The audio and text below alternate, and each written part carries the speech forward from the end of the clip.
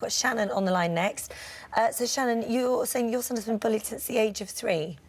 Yeah, he's been bullied from the age of 3.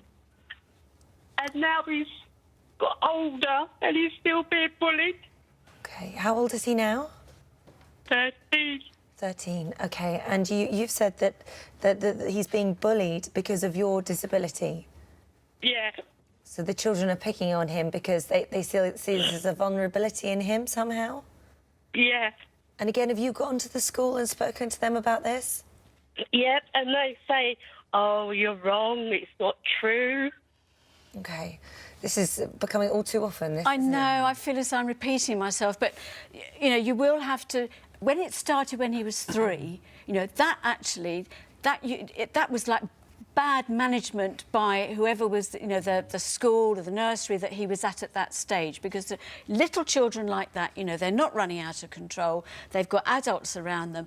They should have completely nipped that in the bud at that stage.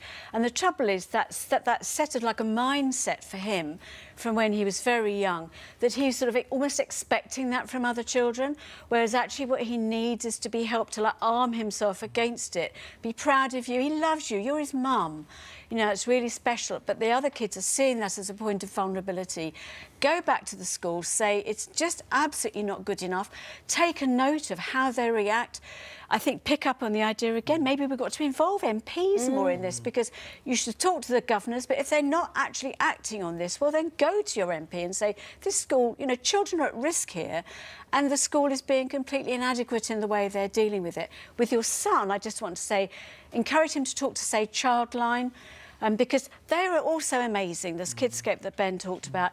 They need to talk one-to-one and hear some support, you know, feel supported. Well, kids, as we've said, we discussed, you know, spot the vulnerability, prey on that vulnerability, hunt in a pack, and the fact that it's a mum's disability is particularly cruel here.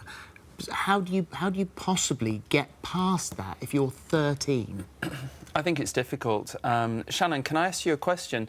You mentioned there that the school said that it wasn't due to your disability that your child is being bullied. What is it that they think that it is then? They say there's no bullying going on in the school. It's all in his head. And are you keeping a? Are you able to keep a log of any sort?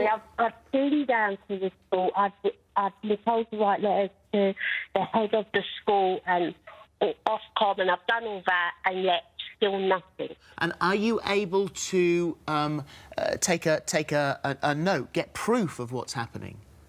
Oh, I've done that, and they still say, it's all in his head.